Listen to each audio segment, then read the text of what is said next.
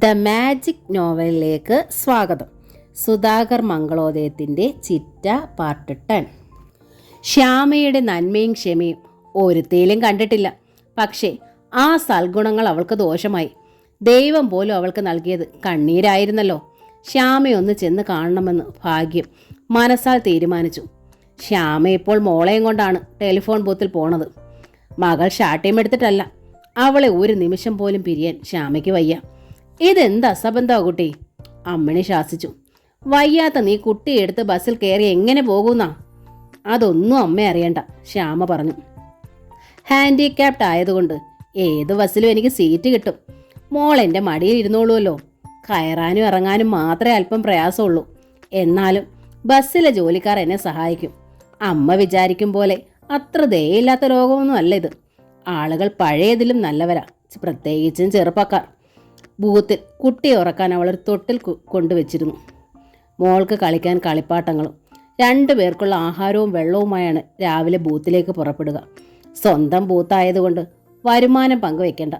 തനിക്കിപ്പോൾ യാതൊരു അല്ലലും ഉള്ളതായി ശ്യാമയ്ക്ക് അനുഭവപ്പെട്ടില്ല. മോളൊപ്പം ഉള്ളതുകൊണ്ട് മറ്റൊരു ചിന്തയുമില്ല. വായി നോക്കികളിൽ നിന്ന് രക്ഷ.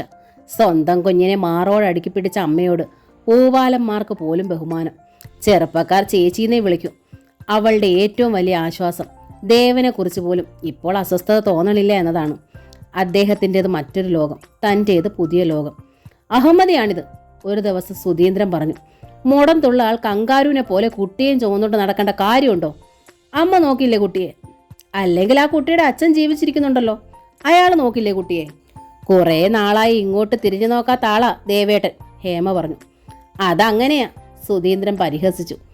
മധുവിധ ലഹരിയിലല്ലേ അദ്ദേഹം? അതിൻ്റെ കുറ്റക്കാരി ഈ ശ്യാമേച്ചി തന്നെയാ. അവർ ആ വീട് വിട്ട് പോന്നത് കൊണ്ടല്ലേ ഈ 2ാം വിവാഹം നടന്നത്. ഞാൻ ജീവനോടുള്ളപ്പം നടക്കില്ല എന്ന് പറയണമായിരുന്നു. എങ്കിൽ ദേവേട്ടൻ്റെ ഒപ്പം ഇന്ന് സുഖമായി താമസിച്ചൂടായിരുന്നോ? എന്തിന്? ഇപ്പോഴും പഴുതുണ്ട്. ശ്യാമേച്ചി ഒരു നോട്ടീസ് അയച്ചാൽ ആ കല്യാണം അസാധു. ഒരിക്കലും എന്നെ അതിന് കിട്ടില്ല. ശ്യാമയുടെ സ്വരത്തിന് നല്ല ഉറപ്പ്. ദേവേട്ടന് അദ്ദേഹം ആഗ്രഹിക്കുന്ന തരം ഒരു നല്ല ജീവിതം ഉണ്ടാകാനാ ഞാൻ അവിടുന്ന് പോന്നത്. എനിക്ക് ജീവിതം തരൂ എന്ന് ആരുടെ അടുത്ത് മുറവിളി കൂട്ടാൻ ഞാൻ തയ്യാറല്ല. മറ്റുള്ളവരുടെ ജീവിതത്തിൽ അലോസരമുണ്ടാക്കാതിരിക്കാനാ ഒരു നല്ല വ്യക്തി ശ്രമിക്കേണ്ടത്. ശ്യാമേച്ചി മനുഷ്യ സ്ത്രീയല്ലല്ലോ, പുരാണ നാരിയല്ലേ? സുധീന്ദ്രൻ ചിരിച്ചു. സുധിയേട്ടൻ ഒന്നും പറയണ്ട. ശ്യാമേച്ചിയെ പഴയപടി എൻ്റെ വണ്ടിയിൽ ഞാൻ കൊണ്ടുവിട്ടോളാം. അപ്പോൾ പ്രശ്നം തീരുമല്ലോ. പ്രശ്നം എവിടെ തീരെ? സുധീന്ദ്രൻ ചോദിച്ചു. അങ്ങോട്ടും ഇങ്ങോട്ടും വണ്ടി അത്ര ദൂരം ഓടാൻ ഇന്ധനം വേണ്ടേ? നമ്മുടെ സമ്പാദ്യമാ ചോരുക. നമുക്കും ഒരു ഭാവിയുണ്ട്. ഹേമ, നീ ഇനി എത്ര നിർബന്ധിച്ചാലും നിന്റെ വണ്ടിയിൽ ഞാൻ കയറില്ല, ശ്യാമ പറഞ്ഞു. ഇതാ അഹമ്മദി എന്ന് പറഞ്ഞത്, സുധീന്ദ്രൻ കുറ്റപ്പെടുത്തി. ശ്യാമ കുട്ടിയെയും ചേർത്ത് പിടിച്ച് സ്വന്തം മുറിയിലേക്ക് പോയി. സുധീന്ദ്രനെ കാണാൻ അയാളുടെ അമ്മ വന്നു. ഹേമയും സുധിയും അവിടേക്ക് ചെല്ലണമെന്ന് അവർ ആവശ്യപ്പെട്ടു. സുധീന്ദ്രന് സമ്മതമായിരുന്നു. അമ്മയെ ശ്യാമേച്ചി ഇവിടെ തനിച്ചാവില്ലേ? ഹേമ ചോദിച്ചു. അതിനൊരു മാർഗമുണ്ട്, സുധീന്ദ്രൻ പറഞ്ഞു. ഏതെങ്കിലും ഒരു വീട്ടിൽ പേയിങ് ഗസ്റ്റായി ഇവരെ താമസിപ്പിക്കാം. അപ്പോൾ തനിച്ചാവണ പ്രശ്നമില്ലല്ലോ. ഈ വീട് നമുക്ക് വാടകയ്ക്ക് കൊടുക്കാം. ഇത്രയും വലിയ വീട് അവർക്ക് ആവശ്യമില്ലല്ലോ. അകത്തു നിന്ന് അത് കേട്ട അമ്മിണി തളർന്നു വിടാൻ ഒരുങ്ങി. ശ്യാമ അമ്മയെ താങ്ങി. എൻ്റെ കൃഷ്ണേട്ടൻ ജീവിച്ചു മരിച്ച വീടാ, എനിക്ക് ഇവിടെ കിടന്ന് മരിക്കണം, അമ്മിണി കരഞ്ഞു. അപ്പോഴേക്കും സുധീന്ദ്രൻ്റെ അടുത്ത വാചകവും അവരുടെ കാതിലെത്തി. വീടിൻ്റെ വാടക കൊണ്ട് ശ്യാമേച്ചിക്കും കുട്ടിക്കും അമ്മയ്ക്കും കഴിയാലോ. വയ്യാത്ത ശ്യാമ ഇനി ബൂത്തിലൊന്നും പോണ്ട. ബൂത്തിൽ ഹേമ ഇരുന്നാൽ മതി. കമ്പ്യൂട്ടർ സെന്ററിൽ പോണതിലും ലാഭം അതാ. മോളെ, അമ്മിണി സങ്കടത്തിൽ ശ്യാമയെ നോക്കി. അമ്മേ, ശ്യാമ അമ്മയെ ചേർത്ത് പിടിച്ചു. എത്ര ക്രൂരമായാണ് സുധിയേട്ടൻ സംസാരിക്കണമെന്ന് ആലോചിച്ച് നോക്ക്, ഹേമ സുധീന്ദ്രയോട് ചോദിച്ചു. ബൂത്തിലെ ആ ജോലി നമ്മൾ ആരും വാങ്ങിക്കൊടുത്തതല്ല ശ്യാമേച്ചിക്ക്. അംഗഭംഗത്തിന്റെ പേരിൽ അവർക്ക് ലഭിച്ച ഔദാര്യമാണ്. അതെനിക്ക് തരണമെന്ന് ആവശ്യപ്പെട്ട? ഹേമ, ഞാൻ പറയണതെല്ലാം വാചാർത്ഥ്യത്തിൽ എടുക്കാതെ, സുധീന്ദ്രൻ അപേക്ഷിച്ചു. ശ്യാമേച്ചിയുടെ ജോലി തട്ടിപ്പറിച്ചെടുക്കാനല്ല ഞാൻ പറഞ്ഞത്. ഇത്തിരി ഇല്ലാത്ത കുട്ടിയെ എടുത്തുകൊണ്ട് ദിവസേന ബൂത്തിൽ പോണത് ശ്യാമേച്ചിക്ക് എന്ത് അസൗകര്യമാണ്? ബൂത്തിൽ പോയില്ലെങ്കിൽ അവരുടെ ചെലവ് നടക്കുകയുമില്ല. വീട് വാടകയ്ക്ക് കൊടുത്താൽ ആ വാടക കൊണ്ട് ശ്യാമേച്ചിക്കും കുട്ടിക്കും അമ്മയ്ക്കും സുഖമായി ഏതെങ്കിലും ഒരിടത്തിരുന്ന് പേയിങ് ഗസ്റ്റായി കൂടാലോ. ബൂത്ത് ഹേമയ്ക്കും നടത്തിക്കൊണ്ടുപോകാം. നമ്മൾക്കപ്പോൾ എൻ്റെ വീട്ടിൽ താമസിക്കാനും പറ്റും. എൻ്റെ അമ്മയുടെ പരാതിയും തീരുമല്ലോ. ശ്യാമേച്ചിയെ വിഷമിപ്പിച്ചിട്ട് എനിക്ക് ആ ബൂത്തിൽ ചെന്നിരിക്കണ്ട, ആ വരുമാനവും വേണ്ട. ഹേമ മുഖം വെട്ടിത്തിരിച്ചു. ശ്യാമേച്ചിക്ക് എന്താ ഹേമേ ഇതിൽ വിഷമം? അവർക്ക് എവിടെങ്കിലും കുട്ടിയെ നോക്കി സമാധാനമായി കഴിയാലോ. അച്ഛൻ ഉപേക്ഷിച്ച കുട്ടിയാ. ഈ പ്രായത്തിൽ അതിന് അമ്മയുടെയെങ്കിലും ശ്രദ്ധയും ലാളനയും വേണ്ടതല്ലേ? നിങ്ങളുടെ അമ്മയാണെങ്കിൽ സുഖമില്ലാത്ത പ്രകൃതം. ഇത്തിരിയില്ലാത്ത കുട്ടിയെ അമ്മയുടെ അരികിൽ വലിച്ചെറിഞ്ഞിട്ട് പോണതും ശരിയല്ല. നീ ശാന്തമായി ആലോചിച്ചു നോക്ക്. ഞാൻ ഈ പറഞ്ഞതിൽ എന്താ തെറ്റ്? ഹേമയ്ക്ക് ഒന്നും ആലോചിക്കാൻ തോന്നിയില്ല. അവൾക്ക് അസഹ്യതയാണ് അനുഭവപ്പെട്ടത്. ഇനി മറ്റൊന്ന്, സുധീന്ദ്രൻ തുടർന്നു. കമ്പ്യൂട്ടർ സെന്ററിന്റെ ഡയറക്ടർ ആളത്ര ശരിയല്ലെന്ന് നീ തന്നെയാണല്ലോ ഒരിക്കൽ എൻ്റെ അടുത്ത് പറഞ്ഞത്. അതിനോട് ചേർന്നുള്ള ഇന്റർനെറ്റ് കഫേയിൽ നടക്കുന്ന തോന്നിയാസങ്ങളും അന്നേ എനിക്ക് തോന്നിയതാ നീ ഇനി അവിടെ പോകണ്ടെന്ന് പറയാൻ. നീ വെറുതെ വീട്ടിലിരിക്കണമല്ലോ എന്ന് കരുതിയാ ഞാൻ ക്ഷമിച്ചത്. ഞാനിപ്പോൾ പറഞ്ഞ വഴിക്ക് ചിന്തിച്ചാൽ പിന്നെ നിനക്ക് ഒരുത്തൻ്റെ മുഖം കാണേണ്ട കാര്യമില്ല. ഹേമയുടെ അസഹ്യത ധർമ്മസങ്കടമായി മാറി. മുഖം പൊത്തിപ്പിടിച്ച് ചുമർ ചാരി അവൾ നിന്നു. ഇങ്ങനെ വികാരം കൊള്ളേണ്ട കാര്യമൊന്നും ഇതിലില്ല, സുധീന്ദ്രൻ അറിയിച്ചു. നിനക്ക് നിന്റെ കുടുംബവും എനിക്ക് എൻ്റെ കുടുംബവും ഉണ്ട്. നമുക്ക് രണ്ടുപേർക്കും അത് ഉപേക്ഷിക്കാനാവില്ല. അപ്പോൾ പിന്നെ അഡ്ജസ്റ്റ് ചെയ്ത് പോവുകയേ നിവർത്തിയുള്ളൂ. ഇതിനൊക്കെ ഒറ്റയടിക്ക് മറുപടി പറയണമെന്ന് ഞാൻ ആവശ്യപ്പെട്ടില്ല. നീ ഒന്ന് ആലോചിച്ച് നോക്കിയാൽ മതി. ഒടുവിൽ ഹേമ ആലോചിച്ചു. സുധീന്ദ്രൻ പറയണതിൽ അത്ര വലിയ തെറ്റൊന്നുമില്ലെന്ന് അവൾക്കും തോന്നി. തങ്ങൾക്കും പ്രത്യേകമായൊരു ഭാവി ഉള്ളതാണല്ലോ. കിട്ടണതെല്ലാം അതേപടി ചെലവാക്കിയാൽ പറ്റില്ല. ഞാനൊരു കോളേജ് അധ്യാപകനാണ്, സുധീന്ദ്രൻ പറഞ്ഞു. എനിക്ക് എൻ്റേതായൊരു സ്റ്റാൻഡേർഡ് ഇല്ലേ? അതിന് ചേരുംപടി എനിക്ക് ജീവിക്കണ്ടേ? ഇതുവരെ ദൂർത്തടിച്ച് ചെലവാക്കി. സ്വന്തം വീട് പോലും ആയിട്ടില്ല. കുട്ടികളായ പിന്നെ ചെലവ് വർദ്ധിക്കും. ഹേമയുടെ വീട്ടിൽ നിന്ന് ഒരു ഷെയർ കിട്ടിയേക്കാം. എങ്കിലും ഉടനെയൊന്നും അത് നമുക്ക് ആവശ്യപ്പെടാൻ പറ്റില്ലല്ലോ. ഒരു ഉദാരമതിയുടെ ഭാവമായിരുന്നു അയാളുടെ മുഖത്ത്. നമ്മൾ അല്പം ബുദ്ധിയായി മുന്നോട്ട് നീങ്ങണമെന്നേ ഉള്ളൂ. സ്ത്രീധനമൊന്നും വാങ്ങിയല്ലോ ഞാൻ വിവാഹം ചെയ്തത്. ആ അവസാന വാചകം വീണ്ടും ഹേമയെ ക്ഷുഭിതയാക്കി. ഇതുവരെ പറഞ്ഞതെല്ലാം എനിക്ക് മനസ്സിലായി. പക്ഷേ സ്ത്രീധന കാര്യം മാത്രം സുധിയേട്ടൻ എൻ്റെ അടുത്ത് പറയരുത്. വിവാഹിതയാവാൻ ആഗ്രഹിച്ചിരുന്നവളല്ല ഞാൻ. ഒഴിഞ്ഞു മാറാൻ പരമാവധി ശ്രമിച്ചതുമാ. സ്ത്രീധനമായൊരു ചില്ലി കാശ് പോലും കിട്ടില്ലെന്ന് മുമ്പേ പറഞ്ഞിട്ടുമുണ്ട്. അന്ന് എന്തൊരാദർശമായിരുന്നു. ഇപ്പോതാ ഇടയ്ക്കിടെ സ്ത്രീധനക്കാര്യം പറഞ്ഞ് ഓരോ കുത്ത്. വേണ്ടാട്ടോ. സുധീന്ദ്രൻ നേർക്ക് അവൾ കൈ ചൂണ്ടി. സുധിയേട്ടന് മടുത്തെങ്കിൽ നമുക്ക് പിരിയാം. അതോടെ സുധീന്ദ്രന്റെ മുഖം വിളറി.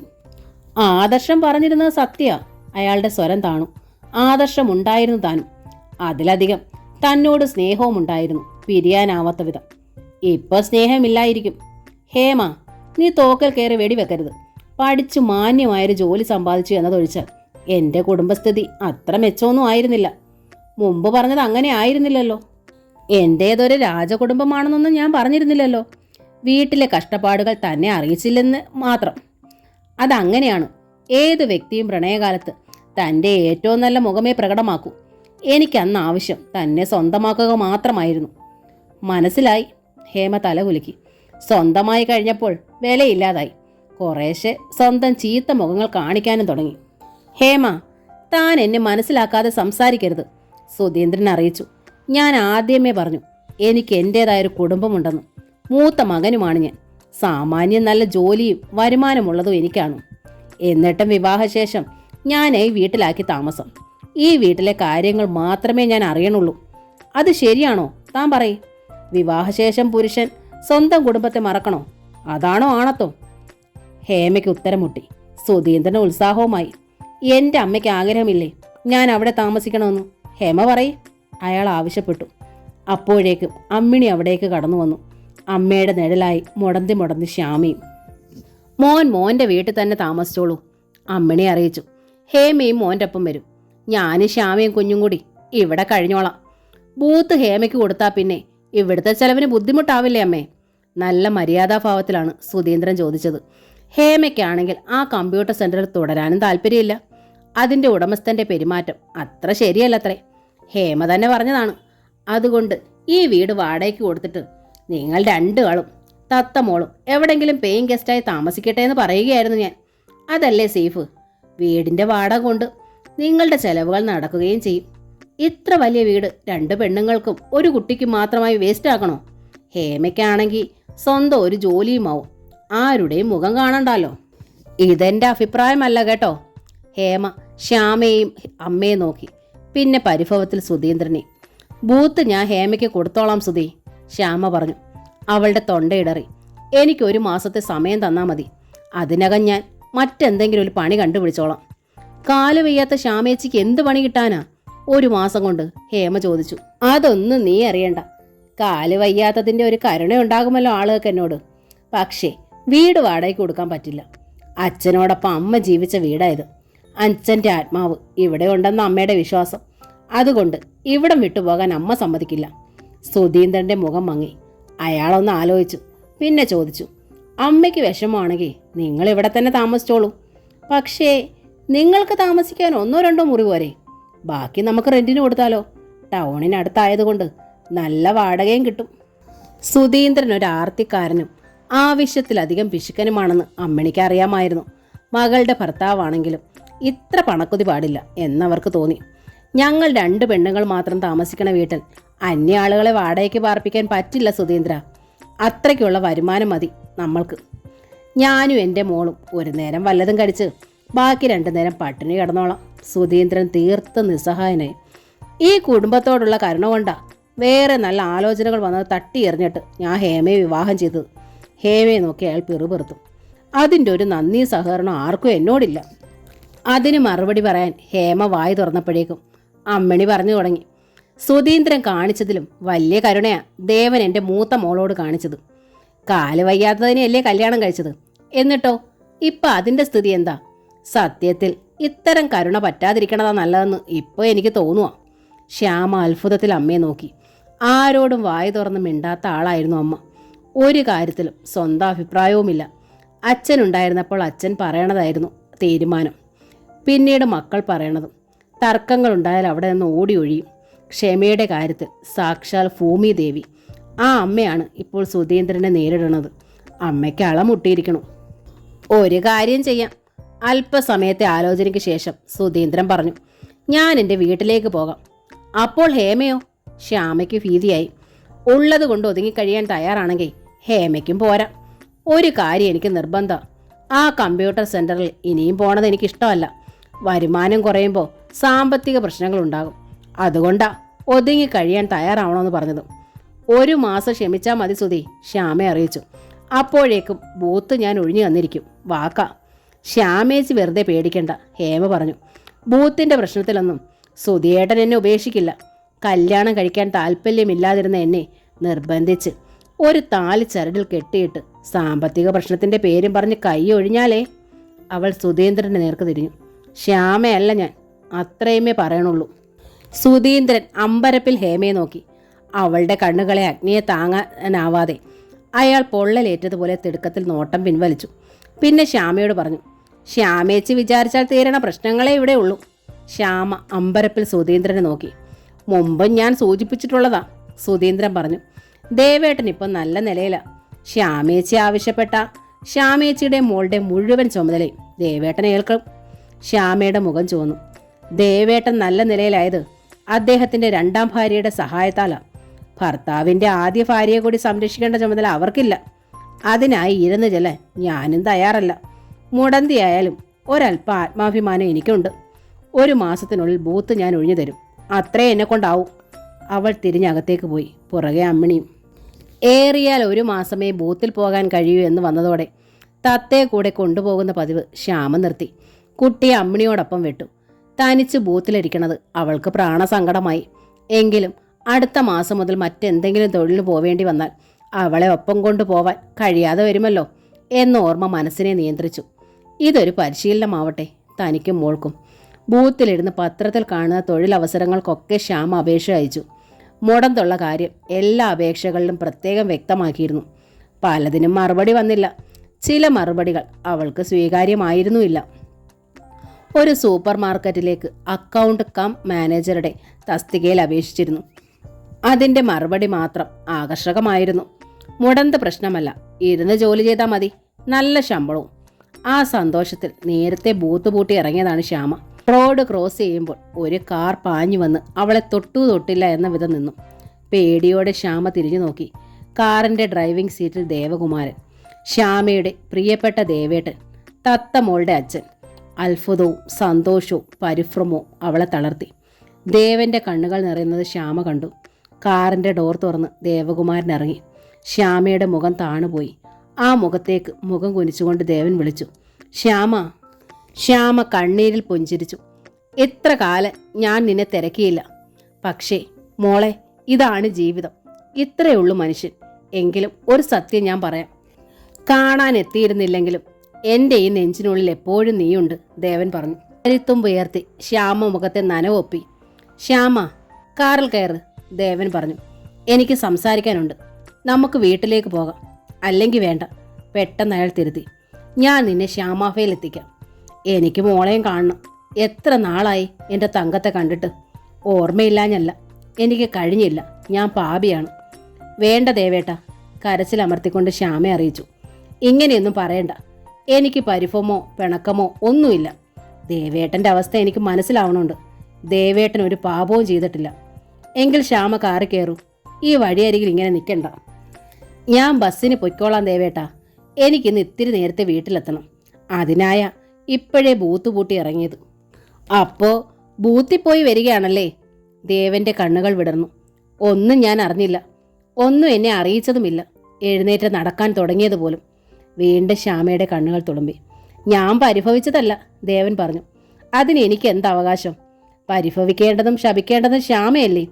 തെറ്റുകാരൻ ഞാനാണല്ലോ. ഒന്നും മനഃപൂർവ്വമല്ല. അങ്ങനെയായിപ്പോയി. തിരക്കാണ്, പണമുണ്ടാക്കുന്ന തിരക്ക്. രാവിലെ ഉണർന്നെഴുന്നേറ്റ യന്ത്രം പ്രവർത്തിച്ചു തുടങ്ങും. തിരികെ വന്ന് കിടക്കയിൽ വീഴും വരെ. കിടക്കയിലെത്തിയാൽ ഉറങ്ങും വരെയുള്ള സമയത്താണ് ഓർമ്മകൾ തെളിയുക. നാളെ എൻ്റെ ശ്യാമയും തത്തമോളെയും കാണണമെന്ന് തീരുമാനിക്കും. ഉറങ്ങി ഉണരുന്നത് വീണ്ടും യന്ത്രമായാണ്. പിന്നെ മറ്റു ഓർമ്മകളൊന്നുമില്ല. അങ്ങനെ ദിവസങ്ങൾ നീങ്ങും. ഇപ്പം എനിക്കൊന്നും മനസ്സിലായി. പണം എറിഞ്ഞ് പണം വാരുന്നവർക്ക് സ്നേഹിക്കാൻ നേരം ഉണ്ടാവില്ല. മനസ്സിന് വിശ്രമമുണ്ടാവില്ല. അവർ സദാ ചലിക്കുന്ന യന്ത്രം മാത്രം. സ്നേഹിക്കണമെങ്കിലും മറ്റുള്ളവരെ ഓർക്കണമെങ്കിലും മനസ്സിന് ശാന്തിയും വിശ്രമവും ലഭിക്കണം.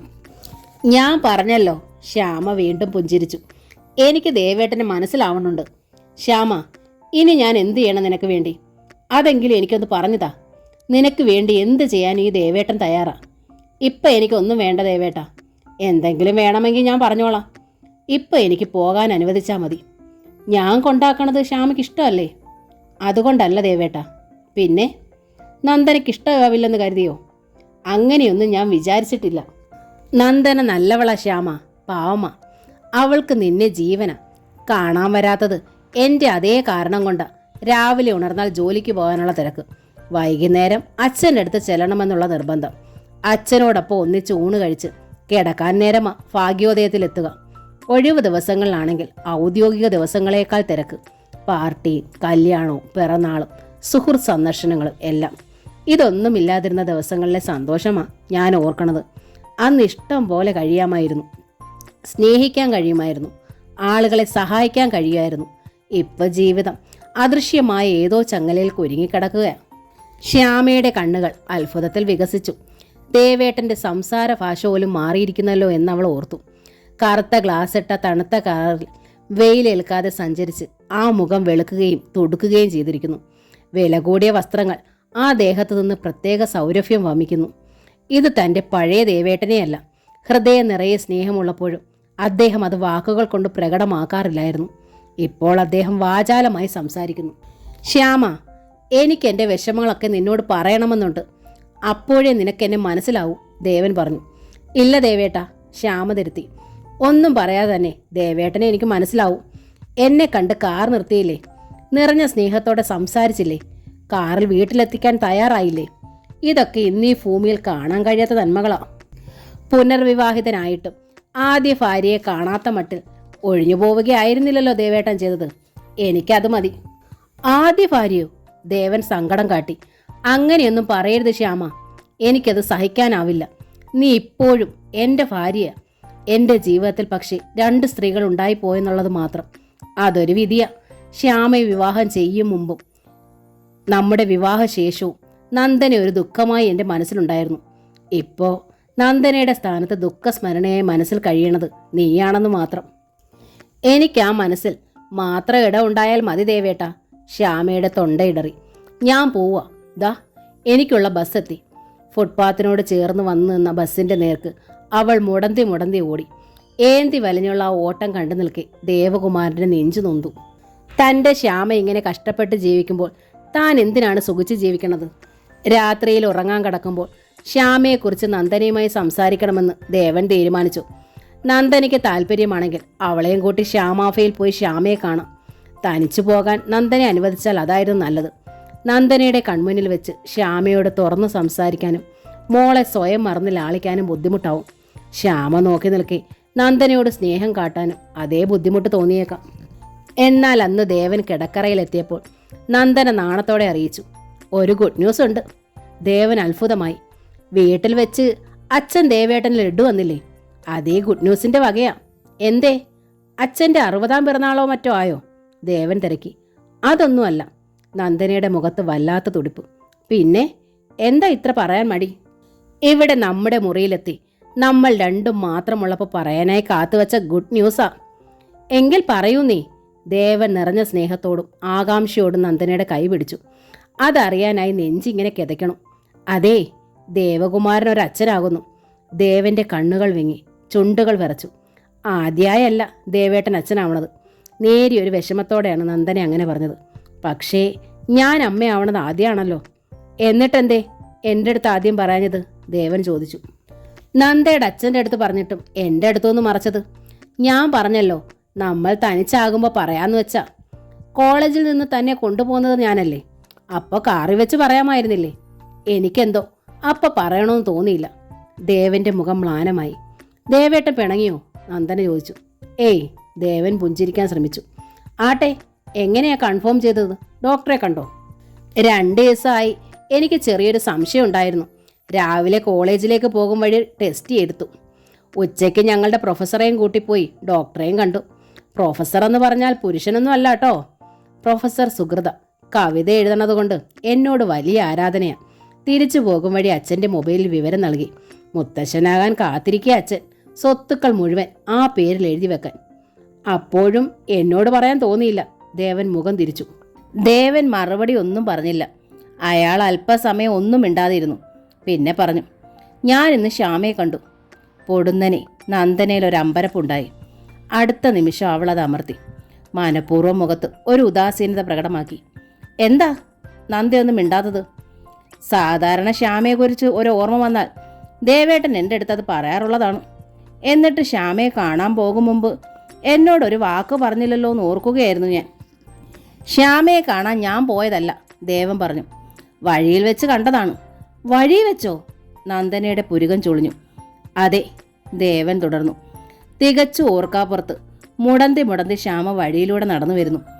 ആദ്യം എനിക്കത് വിശ്വസിക്കാനായില്ല. പിന്നെ മനസ്സിലായി സത്യമാണെന്ന്. ശ്യാമയുടെ അസുഖം പൂർണ്ണമായി മാറിയിരിക്കുന്നു. അവൾ തീർത്തും പഴയപടിയായി. സത്യമാണോ? നന്ദനയ്ക്ക് കിതപ്പ്. സത്യം. ഞാൻ അവളെ വീട്ടിൽ കൊണ്ടുവിടാൻ തയ്യാറായി. പക്ഷേ ശ്യാമ സമ്മതിച്ചില്ല. ശ്യാമയുടെ അസുഖം കുറവുണ്ടെന്ന് ആരോ ഒരിക്കൽ എൻ്റെ അടുത്ത് പറഞ്ഞത് ഓർക്കുന്നു, നന്ദന പറഞ്ഞു. പക്ഷേ പഴയപടി വഴിയിലിറങ്ങി നടക്കാൻ കഴിയുമെന്നൊന്നും ഞാൻ വിചാരിച്ചില്ല. സത്യത്തിൽ നമ്മുടെ കല്യാണം കഴിഞ്ഞ ശേഷമാണ് ശ്യാമയ്ക്ക് കൂടുതൽ ആശ്വാസമുണ്ടായതെന്ന് തോന്നുന്നു. അതെ, ദേവൻ സമ്മതിച്ചു. എനിക്കും അങ്ങനെ തോന്നണു. നമ്മൾ ഒന്നിക്കണമെന്ന് ശ്യാമ ശരിക്കും ആഗ്രഹിച്ചിരുന്നിരിക്കും. അതിൽ സന്തോഷിക്കുകയും ചെയ്തെന്നിരിക്കും. അതാണ് അവളുടെ മനസ്സ്. നന്ദനയുടെ മുഖം ഒന്നു മങ്ങി. ഏതായാലും ദൈവത്തിന് ഞാൻ 100 നന്ദി പറഞ്ഞു. താനേ എഴുന്നേറ്റ് നടക്കാൻ അവൾക്ക് കഴിഞ്ഞല്ലോ. എൻ്റെ പാപബോധം പാതി നീങ്ങി. ദേവൻ നെടുവീർപ്പെട്ടു. അത്രയ്ക്ക് പാപബോധം വേണോ? വേണ്ടേ? നിങ്ങൾ 2 പേരോട് ഞാൻ ക്രൂരത കാട്ടിയില്ലേ? പ്രത്യേകിച്ചും ശ്യാമയോട്. അനങ്ങാൻ വയ്യാതെ കിടക്കുമ്പോഴല്ലേ ഞാൻ അവളെ ഉപേക്ഷിച്ചത്. അതിന് പിന്നിലെ സാഹചര്യം എന്തായാലും. അക്കരെ നിൽക്കുമ്പോൾ ഇക്കരെ പച്ച, നന്ദന പറഞ്ഞു. അതാണ് ദേവേട്ടൻ്റെ സ്വഭാവം. പച്ചയോ? ദേവൻ്റെ മുഖത്ത് വേദന പ്രകടമായി. അങ്ങനെ വ്യാഖ്യാനിക്കരുത്. പച്ച കണ്ട് ഭ്രമിച്ചവനല്ല ഞാൻ വിളിച്ചപ്പോൾ നന്ദനയ്ക്ക് വരാൻ കഴിയാത്ത സാഹചര്യത്തിൽ ഒരലിവ് തോന്നി ശ്യാമയെ ഞാൻ സ്വീകരിച്ചു. അതോടെ നന്ദനയെക്കുറിച്ച് എനിക്ക് വ്യസനമായി. ശ്യാമയെ ഉപേക്ഷിച്ച് നന്ദനയെ സ്വീകരിച്ചപ്പോൾ ശ്യാമയെക്കുറിച്ചായി എൻ്റെ വിഷമം. നന്ദന പെട്ടെന്ന് തിരിഞ്ഞു കിടന്നു. ഒരു നിമിഷത്തേക്ക് ദേവൻ വല്ലാതെയായി. പിന്നെ തിരക്കി. നമുക്കൊന്ന് ശ്യാമയെ കാണാൻ പോയാലോ? ഇപ്പോഴോ? ദേവന് മുഖം നൽകാതെയാണ് നന്ദന ചോദിച്ചത്. ഇപ്പോഴല്ല. ഈ പാതിരാത്രിക്ക് ചെന്നാൽ അവർ ഭയക്കില്ലേ? 2 ദിവസം കഴിഞ്ഞു പോകാം, അല്ലെങ്കിൽ ഒരാഴ്ച കഴിഞ്ഞ്. ഞാനില്ല. നന്ദനയുടെ സ്വരം താണു. ദേവൻ ഒന്ന് ശങ്കിച്ചു. എങ്കിലും പ്രശ്നമൊന്നും അയാൾക്ക് തോന്നിയില്ല. ഞാൻ തനിച്ച് ചെന്ന് കാണുന്നതിൽ നന്ദനയ്ക്ക് വിരോധമുണ്ടോ? ദേവൻ തിരക്കി. നന്ദന വീണ്ടും ദേവൻ അഭിമുഖമായി തിരിഞ്ഞു കിടന്നു. ദേവൻ്റെ മുഖത്തേക്ക് ഉറ്റുനോക്കി. ചെന്ന് കാണണമെന്ന് നിർബന്ധമാണോ? ദേവൻ ഒന്ന് അന്താളിച്ചു. എത്ര നാളായി അവിടെ മരുന്ന് പോയിട്ട്. മോളെ കാണാനാണെങ്കിൽ കൊതിയാവണു. സഹായങ്ങൾ വല്ലതും വേണമെച്ചാൽ അങ്ങോട്ട് എത്തിച്ചാൽ പോരെ? നന്ദന ചോദിച്ചു. എത്ര രൂപ വേണമെങ്കിലും കൊടുക്കാം. പഴയ പോലെ ആൾ സഹായമൊന്നും വേണ്ടല്ലോ ശ്യാമയ്ക്കിപ്പോൾ. എഴുന്നേറ്റ് നടക്കാറായില്ലേ? ആ ചോദ്യം അപരിചിതമായി ദേവന് തോന്നി. നന്ദനയ്ക്ക് എന്തെങ്കിലും മാറ്റം സംഭവിച്ചിട്ടുണ്ടോ? പണമോ ആൾ സഹായമോ അല്ലല്ലോ നന്ദേ കാര്യം. ദേവൻ ആരാഞ്ഞു. മനുഷ്യന് മനുഷ്യനോട് സ്നേഹമൊന്നുണ്ടല്ലോ. ഒരു സാധാരണ സ്നേഹവുമല്ല. ശ്യാമ എൻ്റെ ഭാര്യയാണ്. തത്ത എൻ്റെ മോളാണ്. അതുതന്നെയാണ് ഞാൻ കാണണ പ്രശ്നവും. നന്ദനയുടെ മുഖം മുറുകി. ശ്യാമ ദേവേട്ടൻ്റെ ഭാര്യയാണ് ഇപ്പോഴും. വിവാഹമോചനം നേടിയിട്ട് മതി രണ്ടാം കല്യാണമെന്ന് അച്ഛൻ എന്നോട് പറഞ്ഞതാണ്. അനങ്ങാൻ വയ്യ അത് കിടക്കുന്നതിനോട് ആ ക്രൂരത വേണ്ടാന്ന് ഞാൻ തന്നെയാണ് നിർബന്ധം പിടിച്ചത്. പക്ഷേ ഇപ്പം ശ്യാമ അനങ്ങാൻ വയ്യാതെ കിടക്കുകയല്ലല്ലോ. എഴുന്നേറ്റ് നടക്കാൻ തുടങ്ങിയെന്ന് ദേവേട്ടൻ തന്നെയാണ് പറഞ്ഞത്.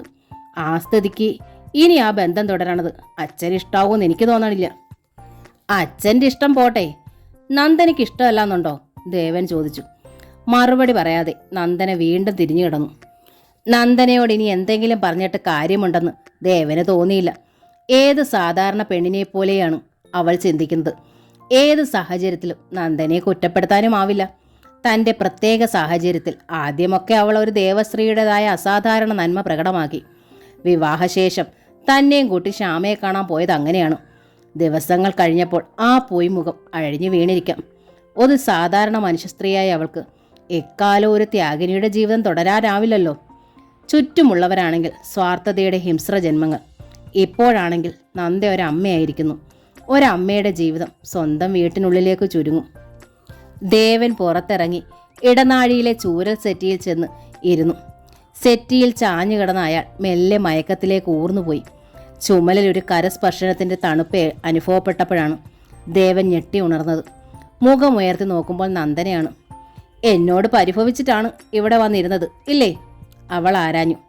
ദേവേട്ടൻ എന്നെ മനസ്സിലാവണില്ല. നന്ദയ്ക്ക് എന്നെയാണ് മനസ്സിലാവാത്തത്, ദേവൻ അറിഞ്ഞു. എനിക്കെല്ലാവരെയും മനസ്സിലാവണുണ്ട്, നന്ദനെ അറിയിച്ചു.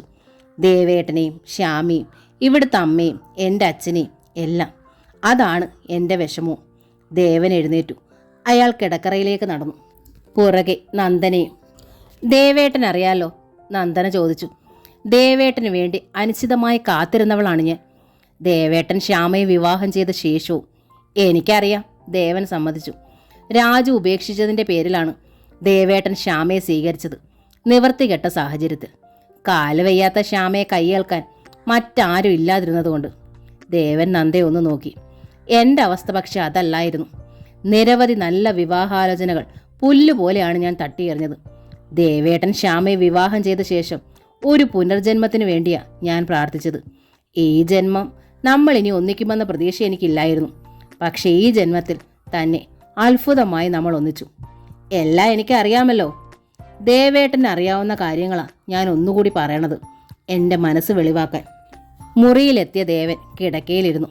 നന്ദ അയാൾക്ക് അഭിമുഖമായി വരുന്നു. ജീവിതത്തിൽ ദേവേട്ടനോട് ഞാൻ ഒരു തെറ്റേ ചെയ്തുള്ളൂ. അച്ഛനെ ധിക്കരിച്ച് ഞാൻ ഈ കൂടെ ഇറങ്ങിപ്പോന്നില്ല. അങ്ങനെ ഞാൻ ചെയ്തിരുന്നെങ്കിൽ ഇന്ന് എൻ്റെ അച്ഛൻ ഉണ്ടാകുമായിരുന്നില്ല. അച്ഛൻ അങ്ങനെ വല്ലതും ചെയ്താൽ ഞാനും കൂടെ മരിക്കുമായിരുന്നു. ഇതുവേ എനിക്കറിയാവുന്ന കാര്യമാണ്, ദേവൻ സമ്മതിച്ചു. എങ്കിൽ ദേവേട്ടൻ അറിയാൻ വയ്യാത്ത കാര്യമാണ് ഇനി ഞാൻ പറയാൻ പോണത്. ദേവൻ നന്ദനെ നോക്കി.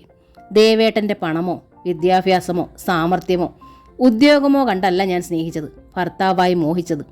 ദേവൻ്റെ മുഖം വിളറി. ദേവേട്ടനും അതറിയാലോ? നന്ദന ചോദിച്ചു. എന്നെ ആകർഷിച്ചത് ദേവേട്ടൻ്റെ നന്മയാണ്. എൻ്റെ ഭർത്താവിൻ്റെ ജീവിതത്തിൽ ഇണയുടെ സ്ഥാനത്ത് ഞാൻ മാത്രമേ ഉണ്ടാവൂ എന്നതായിരുന്നു എൻ്റെ സങ്കല്പം. അന്യ പെണ്ണുങ്ങളിൽ താല്പര്യമില്ലാത്തവനായിരുന്നു ദേവേട്ടൻ. അതുകൊണ്ടാണ് അച്ഛൻ കൊണ്ടുവന്ന ആലോചനകളൊക്കെ ഞാൻ നിഷേധിച്ചത്. പക്ഷേ എൻ്റെ ദൗർഭാഗ്യത്തിന് എൻ്റെ ദേവേട്ടൻ്റെ ജീവിതത്തിലും മറ്റൊരു പെണ്ണുകൂടി വന്നു കയറി. അതോടെ ജീവിതത്തെക്കുറിച്ചുള്ള സർവ്വ പ്രതീക്ഷകളും അവസാനിച്ചതാണ്. അപ്പോഴാ ശ്യാമ തളർന്നു വീണത്. ശ്യാമ ആ കിടക്ക് വിട്ട് എഴുന്നേക്കുമെന്ന് അറിഞ്ഞിരുന്നെങ്കിൽ രണ്ടിലൊരാളാകാൻ ഞാൻ ഈ ജീവിതത്തിലേക്ക് വരില്ലായിരുന്നു. അപ്പോൾ ശ്യാമ എഴുന്നേറ്റതാണോ നന്ദ കുറ്റമായത്? ദേവന്റെ മുഖം സങ്കടത്തിൽ വിങ്ങി. അങ്ങനെ ക്രൂരമായി സംസാരിക്കരുത് ദേവേട്ടാ, നന്ദനെ അപേക്ഷിച്ചു. ഞാൻ അങ്ങനെ ഉദ്ദേശിച്ചതേയില്ല. ശ്യാമയെ ഒരു സഹോദരി പോലെ ഞാൻ സ്നേഹിക്കുന്നുണ്ട്. ദേവേട്ടൻ ശ്യാമയെ ഹൃദയത്തിൽ സൂക്ഷിച്ചോളൂ. എന്തെല്ലാം സഹായങ്ങൾ വേണമെങ്കിലും ചെയ്തോളൂ. എനിക്ക് പരാതിയില്ല. പക്ഷെ അവിടെ പോകുന്നതും ദാമ്പത്യ ബന്ധം തുടരുന്നതും എനിക്ക് സഹിക്കുകയേയില്ല. എൻ്റെ മകൾ, ദേവന്റെ തൊണ്ടയിടറി, അവളെ നമുക്ക് ഇങ്ങോട്ട് കൊണ്ടുപോരാം. നമ്മുടെ മൂത്ത മോളായിട്ട്. മകളെ കാണാനായി പോലും ദേവേട്ടൻ അങ്ങോട്ട് പോണത്. നന്ദന വാചകം പൂർത്തിയാക്കിയില്ല. ദേവന് ശബ്ദമേ നഷ്ടപ്പെട്ടിരുന്നു. പറയാൻ കാര്യങ്ങളും ഇല്ലാതായിരുന്നു. തളർച്ചയോടെ അയാൾ കിടക്കയിലേക്ക് തളർന്നു വീണു. ശ്യാമയുടെ അസുഖം കുറവുള്ളതായി ആദ്യം എൻ്റെ അടുത്ത് പറഞ്ഞത് എൻ്റെ അച്ഛൻ തന്നെയാ, നന്ദന പറഞ്ഞു. അവളുടെ അസുഖം കുറഞ്ഞതിൽ അച്ഛന് സന്തോഷമേ ഉള്ളൂ. പക്ഷേ ദേവേട്ടൻ ആ ബന്ധം തുടരരുതെന്ന് അച്ഛന് നിർബന്ധം പറഞ്ഞു. ശ്യാമയ്ക്കും കുട്ടിക്കും എത്ര തുക വേണമെങ്കിലും കൊടുക്കാം. ദേവേട്ടനെ എനിക്ക് വിട്ടുകിട്ടണം. ശ്യാമ ആ തുക വാങ്ങുമെന്ന് നന്ദ കരുതണുണ്ടോ? ശ്യാമയ്ക്ക് ദേവേട്ടനെ തന്നെയാണ് വേണ്ടതെങ്കിൽ നന്ദയുടെ തൊണ്ടയിടറി. ഓക്കെ, ഞാൻ ഒഴിയാം. പക്ഷേ രണ്ടുപേരും ഒരുമിച്ച് പറ്റില്ല. സപത്നിമാരുടെ കാലം കഴിഞ്ഞു. ഒരന്തപുര സ്ത്രീയാവാൻ ഞാൻ തയ്യാറുമല്ല. വിവാഹമോചിതയ്ക്ക് അതിലും അന്തസ്സുണ്ട്. ദേവൻ ശബ്ദിച്ചതേയില്ല. ഒറ്റയടിക്ക് എല്ലാം അവസാനിപ്പിച്ച് കളയുമോ നന്ദ എന്നായിരുന്നു അയാളുടെ ഭയം. നന്ദനെ ലൈറ്റ് കെടുത്തി. ഇരുട്ടിൽ നിന്നായിരുന്നു ബാക്കി വാചകങ്ങൾ. എന്താ വേണ്ടെന്ന് ദേവേട്ടൻ തീരുമാനിച്ചാൽ മതി. ഞാൻ എന്തിനും തയ്യാറാ. ദാമ്പത്യം ഒരിടത്താവളമായിരുന്നു എന്ന് ഞാൻ സമാധാനിച്ചോളാം. ദേവൻ ശബ്ദിച്ചില്ല. സൂപ്പർ മാർക്കറ്റിലെ ജോലിക്കാരി ഉറപ്പായതോടെ ശ്യാമ ബൂത്ത് ഹേമയെ ഏൽപ്പിച്ചു. ശ്യാമേച്ചി ജോലിക്ക് പോയി തുടങ്ങിയ ശേഷമേ ഞാൻ ബൂത്തിൽ കയറുന്നുള്ളൂ, ഹേമ പറഞ്ഞു. അങ്ങനെ കാക്കണ്ട, ശ്യാമയെ അറിയിച്ചു. കമ്പ്യൂട്ടർ സെന്ററിലെ ജോലിക്ക് നീ പോകണതേ ഇല്ലല്ലോ. ആ സ്ഥിതിക്ക് വെറുതെ വീട്ടിലിരിക്കണ്ട. സുധിക്ക് സന്തോഷമാകുമല്ലോ. എത്രയൊക്കെ ആയാലും ആൺതുണയില്ലാത്ത കുടുംബത്തിന് ഒരു താങ്ങാ സുധി. സുധിയെ നമ്മൾ പിണക്കാൻ പാടില്ല. വരണ മാസം 1-ാം തീയതി മുതൽ സൂപ്പർ മാർക്കറ്റിൽ എനിക്ക് ജോയിൻ ചെയ്യാം. അതിനി 7 ദിവസമല്ലേ ഉള്ളൂ. അങ്ങനെ ശ്യാമയുടെ നിർബന്ധത്തിൽ ഹേമ ബൂത്തിലെത്തി. വീട്ടിൽ നിന്ന് വാഴയിലയിൽ പൊതിഞ്ഞുകൊണ്ടുപോയ ചോറ് കഴിക്കാൻ ഉച്ചയ്ക്ക് അവൾ പൊതി വിടർത്തിയപ്പോഴാണ് പുറത്ത് ബൂത്തിനോട് ചേർന്നൊരു കാർ വന്നു നിന്നത്. കാറിൻ്റെ ഡോർ തുറന്നിറങ്ങുന്ന ആളെ കണ്ട് ഹേമ അമ്പരന്നു. ദേവകുമാരനായിരുന്നു അത്. ഹേമയെ ബൂത്തിൽ കണ്ട ദേവനും ഒന്ന് പതറി. ശ്യാമ വന്നില്ലേ ഇന്ന്? അയാൾ ചോദിച്ചു. കുറേ നാളുകൾക്ക് ശേഷമായിരുന്നു ഹേമ ദേവനെ കാണണത്. അതുകൊണ്ട് എന്തു പറയണമെന്നറിയാതെ വല്ലാത്തൊരു പതർച്ചയിലായി അവൾ. ശ്യാമയ്ക്ക് വേറൊരു ജോലി കിട്ടി, ഹേമ പറഞ്ഞു. അതുകൊണ്ടാ ഞാൻ ബൂത്തിലേക്ക് പോകുന്നത്. എവിടെയാണ് ജോലി? ടൗണിലെ ഒരു സൂപ്പർ മാർക്കറ്റിൽ. പോയി തുടങ്ങിയില്ല. അടുത്ത 1-ാം തീയതി ജോയിൻ ചെയ്യും. ഞാൻ തേടി വന്നിരുന്നു എന്ന് ശ്യാമയോട് പറയണം. ദേവൻ തിരിഞ്ഞ് പുറത്തേക്ക് നടന്നു. പുരുഷന്മാർക്ക് സ്നേഹിക്കാൻ കഴിയില്ലെന്ന് ഹേമയ്ക്ക് തോന്നി. സുധീന്ദ്രനായിരുന്നു അവളുടെ ഉദാഹരണം. ദേവേട്ടനും ഒരുപാട് മാറിപ്പോയി. വിവാഹശേഷം ഒരിക്കൽ മാത്രമാണ് ശ്യാമേച്ചിയെ കാണാൻ വന്നിട്ടുള്ളത്. ശ്യാമേച്ചിയുടെ കാര്യം പോട്ടെ, സ്വന്തം രക്തത്തിൽ പിറന്ന കുട്ടിയോട് ഒരു കടമയില്ലേ? ഇപ്പോൾ തിരക്കി വന്നതുപോലും എത്ര ഔപചാരികമായാണ്. ശ്യാമേച്ചി ബൂത്തിലില്ലാത്ത സ്ഥിതിക്ക് വീട്ടിൽ ചെന്ന് കാണാവുന്നതേ ഉള്ളൂ. തേടി വന്നിരുന്നു എന്ന് ശ്യാമയോട് പറയണം എന്ന് ചുമതലപ്പെടുത്തിയ സ്ഥിതിക്ക് വീട്ടിൽ ചെന്ന് കാണാനുള്ള ഉദ്ദേശമില്ലെന്ന് ഉറപ്പ്. ദേവന്റെ ഉള്ളു പക്ഷേ അലകടലായി തിളച്ചു മറിയുകയായിരുന്നു. പ്രതീക്ഷിക്കാത്ത മാറ്റമാണ് നന്ദനയിൽ വന്നിരിക്കുന്നത്. പണം കൊടുത്ത് ശ്യാമയും കുട്ടി ഒഴിവാക്കണമെന്നാണ് അവളുടെ ആഗ്രഹം. തനിക്കത് എങ്ങനെ താങ്ങാനാവും? ഇത്രയും നാൾ ശ്യാമയെ തേടി ചെല്ലാതിരുന്നത് തന്നെ എത്ര ക്രൂരമായി പോയി. അനങ്ങാനാവാതെ ശ്യാമ കിടക്കയിൽ തളർന്നു കിടക്കുമ്പോൾ താൻ മറ്റൊരു വിവാഹത്തിന് തയ്യാറായത് തന്നെ പാപമല്ലേ? ശ്യാമയുടെ അവസ്ഥ തനിക്കായിരുന്നെങ്കിലെന്ന് ദേവൻ ആലോചിച്ചു നോക്കി. തൻ്റെ കിടക്കയിൽ നിന്ന് മാറാതെ ശ്യാമ തന്നെ ശുശ്രൂഷിക്കും. തനിക്ക് എന്തെങ്കിലും സംഭവിച്ചാൽ അവൾ കൂടെ മരിക്കും. അക്കാര്യത്തിൽ ദേവന് അശേഷം സംശയമില്ലായിരുന്നു. എന്നിട്ടും താൻ എന്തിനങ്ങനെ ചെയ്തു എന്ന് ആലോചിക്കുമ്പോൾ ഏക ഉത്തരമേ മുന്നിലുള്ളൂ. നന്ദനെ ഉപേക്ഷിക്കാൻ കഴിയാതിരുന്നത് കൊണ്ട് മാത്രം. എല്ലാ വശത്തുനിന്നും പ്രേരണയുണ്ടായപ്പോൾ ശ്യാമ വീട് വിട്ടു പോയ സന്ദർഭത്തിൽ താൻ അറിയാതെ അതിന് വഴങ്ങിപ്പോയി. തിരിഞ്ഞു നോക്കുമ്പോൾ പഴയ ദേവകുമാരനാണ് അത് ചെയ്തതെന്ന് വിശ്വസിക്കാനാവണില്ല. ഇപ്പതാ ശ്യാമയും താനും 2 ലോകത്തായിരിക്കണം. ഇല്ല, ജീവനോടിരിക്കുമ്പോൾ ശ്യാമയെ ഉപേക്ഷിക്കാൻ തനിക്കാവില്ല. തൻ്റെ കുട്ടിയെയും. ശ്യാമയിൽ നിന്ന് മോളെ പിരിക്കാനും ദേവൻ തയ്യാറല്ലായിരുന്നു. അവൾക്കാകെയുള്ളത് തത്തമോൾ മാത്രമാണ്. മനസ്സിൽ തീരുമാനമെടുത്ത് കഴിഞ്ഞു ദേവൻ. അയാൾ നേരെ വണ്ടി വിട്ടത് ശ്യാമാഫയിലേക്കാണ്. ഉമ്മറത്തിണ്ണയിൽ തത്തമോളെയും കളിപ്പിച്ചുകൊണ്ട് അമ്മിണി ഇരുന്നിരുന്നു. ദേവൻ്റെ വരവ് അവരിൽ അത്ഭുതവും സന്തോഷവും ഉണ്ടാക്കി. മോളെ ദേവൻ വാരിയെടുത്തപ്പോൾ കണ്ണീരോടെ അമ്മിണി അറിയിച്ചു, ഇപ്പോഴെങ്കിലും മോനൊന്ന് വരാൻ തോന്നിയല്ലോ. എൻ്റെ മോളും ഈ കുഞ്ഞും അനാഥരുടെ അവസ്ഥയിലായിരുന്നു. ദേവൻ അമ്പരപ്പിൽ അമ്മിണിയെ നോക്കി. ആരോടും പരിഭവമോ പരിദേവനമോ പറയാത്ത ആളാണ് ശ്യാമയുടെ അമ്മ. ആദ്യമായാണ് ഈ അമ്മ സുധീന്ദ്രൻ കാണിക്കുന്ന അവഗണനകളെക്കുറിച്ചും അയാളുടെ തീരുമാനങ്ങളെക്കുറിച്ചും അവർ ദേവനോട് പറഞ്ഞു. എൻ്റെ മോളെയും കുഞ്ഞിനെയും അവിടേക്ക് കൊണ്ടുപോകണമെന്ന് അമ്മ മോനോട് പറയില്ല. ഇനി അത് ശരിയുമല്ലല്ലോ. എന്നാൽ വല്ലപ്പോഴെങ്കിലും മോൻ്റെ ഒരു കണ്ണ് ഇതുങ്ങളിലേക്ക് തിരിയണം. സ്വാധീനമില്ലാത്തവളാണ് എൻ്റെ മോൾ. അല്ലെങ്കിലും ഒരു കുഞ്ഞിനെയും കൊണ്ട് ഒരു പെണ്ണ് തനിച്ച് എങ്ങനാ മോനെ?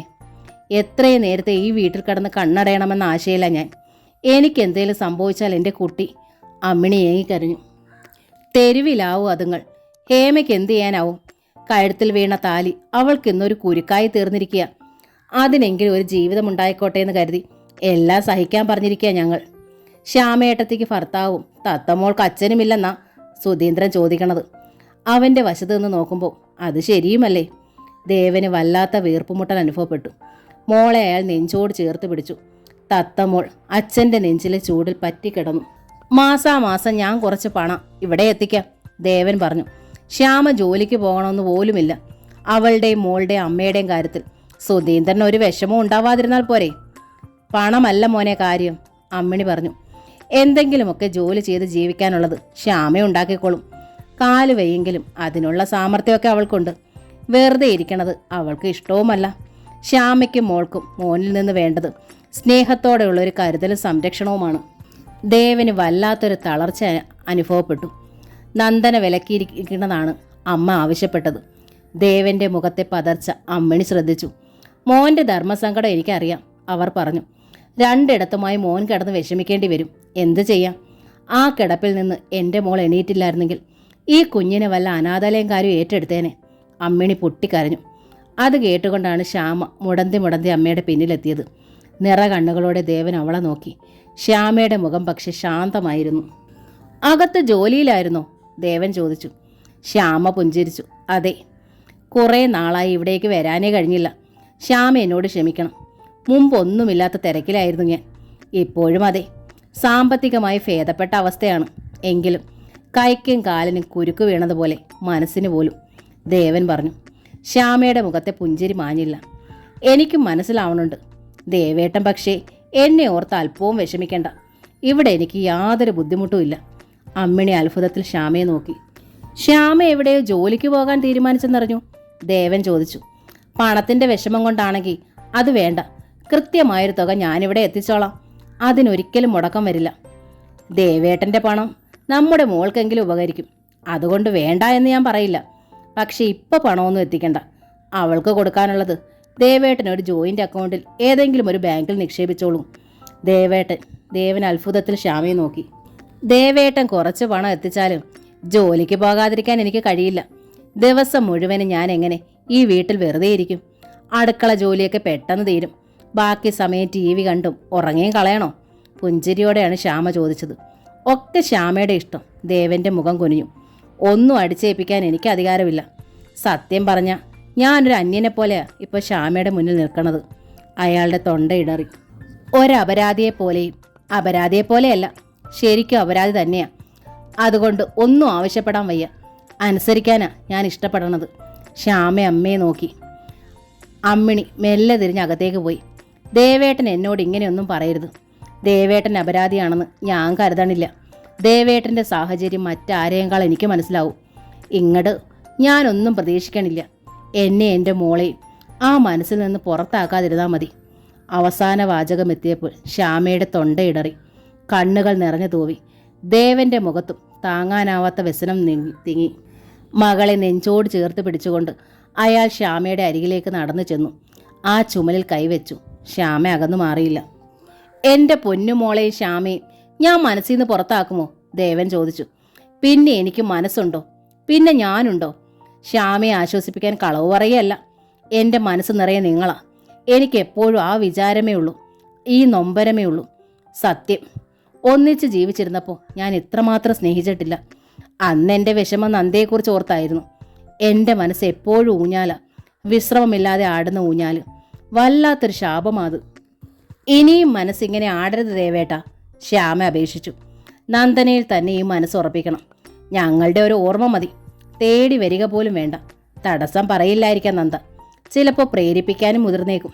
പക്ഷേ ആ മനസ്സ് വേദനിക്കും, അതെനിക്കറിയാം. നന്ദയുടെ മനസ്സ് നൊന്താൽ അത് എന്നെയും തത്തമ്മോളെയും ബാധിക്കും ദേവേട്ട. അത്ര നല്ല കുട്ടിയാ നന്ദന. നനഞ്ഞിടാൻ കുഴിക്കാൻ പാടില്ല എന്ന് കേട്ടിട്ടില്ലേ? ദേവൻ അത്ഭുതത്തിൽ ശ്യാമയെ നോക്കി നിന്നു. അയാളുടെ ഓർമ്മയിൽ നന്ദനയുടെ വാചകങ്ങൾ കേൾക്കാനായി. താൻ ഇവിടെ വന്ന കാര്യം നന്ദ അറിഞ്ഞാലുള്ള അവസ്ഥയും ദേവനെ ആശങ്കപ്പെടുത്തി. ഞാൻ പറഞ്ഞത് ശരിയല്ല എന്ന് ദേവേട്ടന് തോന്നുന്നുണ്ടോ? ശ്യാമ ചോദിച്ചു. ദേവൻ മറുപടി പറഞ്ഞില്ല. അപ്പോൾ അമ്മിണി ഒരു കപ്പ് ചായയുമായി എത്തി. ദേവൻ അകത്ത് കയറിയിരിക്കൂ. വേണ്ട. മോളെ ശ്യാമയുടെ കയ്യിൽ ഏൽപ്പിച്ചിട്ട് ദേവൻ അമ്മിണിയുടെ കയ്യിൽ നിന്ന് ചായക്കപ്പ് വാങ്ങി. ഞാൻ ഇറങ്ങുക. സമാധാനമായിട്ട് ഒരിടത്തും ഇരിക്കാൻ എനിക്കിപ്പോൾ കഴിയണില്ല. സമൂഹത്തിൽ പഴയതിലൊക്കെ വിലയുണ്ട്, കയ്യിൽ പണമുണ്ട്, പക്ഷേ മനസ്സ് നെരിപ്പോടാണമ്മേ. ആർക്കും എന്നെ മനസ്സിലാവില്ല. ദേവകുമാരൻ മനസാക്ഷിയില്ലാത്തവനാണെന്ന് കരുതണവരുമുണ്ട്. പക്ഷേ എൻ്റെ കാര്യം ഒറ്റ വലിക്ക് അയാൾ ചായ കുടിച്ച് കപ്പ് അമ്മിണിയെ ഏൽപ്പിച്ചു. മോൻ മനസാക്ഷിയില്ലാത്തവനാണെന്ന് ഞങ്ങളാരും പറയില്ല. കാല് വയ്യാത്ത എൻ്റെ കുട്ടിയെ കയ്യേറ്റവനല്ലേ, അതും മാത്രം മതിയല്ലോ മോൻ്റെ മനസ്സറിയാൻ. ബാക്കിയെല്ലാം എൻ്റെ മോളുടെ ഭാഗ്യദോഷമെന്നേ ഞാൻ കരുതണുള്ളൂ, അമ്മിണി പറഞ്ഞു. ഞാൻ വരാം. ദേവൻ തിരിഞ്ഞ് പടികളിറങ്ങി. കാറിൻ്റെ ഡോർ തുറന്ന ശേഷം അയാൾ ഒന്ന് തിരിഞ്ഞു നോക്കി. തത്ത മോളെ ചുമലിൽ കിടത്തി ഒരു പ്രതിമ പോലെ നോക്കി നിൽക്കുകയാണ് ശ്യാമ. അരികിൽ അമ്മയുമുണ്ട്. ദേവൻ തിരിഞ്ഞ് കാറിൽ കയറി വാതിലടച്ചു. കാർ ഒഴുകി പുറത്തേക്ക് പോയി. ശ്യാമയെ കാണാൻ പോയ കാര്യം ദേവൻ നന്ദനെ അറിയിച്ചില്ല. ഏതെങ്കിലും വിധത്തിൽ നന്ദനെ അറിയുമോ എന്ന ഭയം അയാൾക്കുണ്ടായിരുന്നു. അങ്ങനെ സംഭവിച്ചാൽ എല്ലാം ഏറ്റുപറയാൻ തയ്യാറുമായിരുന്നു. എങ്കിലും ശ്യാമയും മകളെ മനസ്സുകൊണ്ട് ഉപേക്ഷിക്കാൻ ദേവന് കഴിയില്ലായിരുന്നു. നന്ദന പക്ഷെ ഒന്നും ചോദിച്ചില്ല. അസാധാരണമായ ഒന്നും അവളുടെ സംസാരത്തിലോ പെരുമാറ്റത്തിലോ പ്രകടമായതുമില്ല. നോക്കൂ, നാളെ ഇന്ദിലേക്ക് വേണ്ടി നമുക്കൊരു അഡ്വക്കേറ്റ്സിനെ കാണാൻ തീരുമാനിച്ചിരിക്കുക. ഉറങ്ങാൻ കിടന്നപ്പോൾ നന്ദന ദേവനോട് പറഞ്ഞു, ഫ്രീ ആണെങ്കിൽ ദേവേട്ടനും കൂടി ഒന്ന് പോന്നോളൂ. ഇന്ദുവിൻ്റെ കാര്യങ്ങൾക്ക് ഇനി നമ്മളല്ലേ ഉള്ളൂ. അമ്മയും അച്ഛനെ ഇത്തരം കാര്യങ്ങളിൽ സംബന്ധിപ്പിക്കേണ്ടെന്നാ എൻ്റെ അഭിപ്രായം. നമ്മൾ ഇതിൽ ഇടപെടണതിൽ ഇന്ദുവിന് താല്പര്യമാണോ? ദേവൻ തിരക്കി. താല്പര്യമില്ലെങ്കിൽ എൻ്റെ അടുത്ത് സഹായം ചോദിക്കില്ലല്ലോ. നന്ദ ദേവനെ നോക്കി. പുറത്ത് അവൾക്ക് ഫ്രണ്ട്സ് ഒന്നുമില്ലെന്ന് തോന്നണു. ഇവിടെയാണെങ്കിൽ അമ്മയെക്കൊണ്ട് ഇത്തരം കാര്യങ്ങളിൽ പ്രയോജനമില്ലല്ലോ. അഭിരാമിയുമായാണെങ്കിൽ അത്ര രസത്തിലുമല്ല. അതുകൊണ്ടാവും എന്നെ സമീപിച്ചത്. നമുക്കും ഒരു കടമയില്ലേ? ദിനകർ വിവാഹമോചനം ആവശ്യപ്പെടുമ്പോൾ അനുവദിച്ചു കൊടുക്കേണ്ട ജോലിയല്ലേ അവൾക്കുള്ളൂ. ദേവൻ തിരക്കി. അവളിൽ താല്പര്യമില്ലാത്ത ഒരുത്തനെ കോടതിയുടെ സഹായത്തോടെ തിരികെ കൊണ്ടുവരേണ്ട കാര്യമില്ലല്ലോ. അവളിൽ താല്പര്യമില്ലെന്ന് അയാൾ പറഞ്ഞിട്ടില്ല. ഒരു കുട്ടിയെ നൽകാൻ അവൾക്ക് കഴിയണില്ല എന്നതാണ് കുറ്റം. വിവാഹമോചനത്തിന് ആ കാരണം മതിയോ എന്ന് അന്വേഷിക്കാൻ പോവുകയാണ് ഞങ്ങൾ. എൻ്റെ സ്നേഹിതയായ ഒരു ലേഡി അഡ്വക്കേറ്റിനെയാണ് കാണുന്നത്. മിടുക്കിയാണ് അവൾ. ദേവൻ ഒഴിയാൻ നോക്കി. നന്ദന പുഞ്ചിരിച്ചു. ബുദ്ധിമുട്ടുണ്ടെങ്കിൽ വേണ്ട. ദേവേട്ടൻ്റെ അന്തർമുഖത്വം എനിക്ക് മനസ്സിലാവണുണ്ട്. ഇത്തരം കാര്യങ്ങളിൽ രാജുവാണ് ഭേദം. അതെ, ദേവൻ സമ്മതിച്ചു. രാജുവിൻ്റെ അത്ര വിദ്യാഭ്യാസം എനിക്കില്ലല്ലോ. ഇത്തരം കാര്യങ്ങളിലൊന്നും എനിക്ക് പരിജ്ഞാനവും ഇല്ല. അങ്ങനെ പറയരുത്, നന്ദന എതിർത്തു. ഒരു അഡ്വക്കേറ്റിനെ കാണാൻ പ്രത്യേകിച്ച് വിദ്യാഭ്യാസമൊന്നും വേണ്ട. ലോ പോയിന്റ്സൊക്കെ അവർ കണ്ടുപിടിച്ചോളും. കേസ് ഏൽപ്പിച്ച് ഫീ കൊടുത്താൽ മാത്രം മതി. നമ്മൾ എല്ലാവരും നോക്കിക്കോളും. അതിനാണല്ലോ വക്കീലന്മാർ ഓഫീസും തുറന്നിരിക്കുന്നത്. സമ്മതിച്ചു. ചിരിയോടെയാണ് ദേവൻ പറഞ്ഞത്. പക്ഷേ എന്നെ ഇതിലൊന്നും വലിച്ചഴയ്ക്കാതിരിക്കുന്നതാണ് നല്ലത്. വേണമെങ്കിൽ രാജുവിനോട് ഞാൻ പറയാം. വേണ്ട. നന്ദനയുടെ സ്വരം ഒന്ന് മുറുകി. പകരക്കാരനൊന്നും വേണ്ട, ഞാനും ഇന്ദുവും മതി. ചിറ്റ എന്ന നോവലിൻ്റെ ഈ ഭാഗം ഇവിടെ പൂർണ്ണമാവുകയാണ്. അടുത്ത ഭാഗം ഉടൻ തന്നെ അപ്ലോഡ് ചെയ്യുന്നതായിരിക്കും. ഈ നോവൽ നിങ്ങൾക്ക് ഇഷ്ടമായെങ്കിൽ പ്ലീസ് ഒന്ന് സബ്സ്ക്രൈബ് ചെയ്യണേ. Thank you.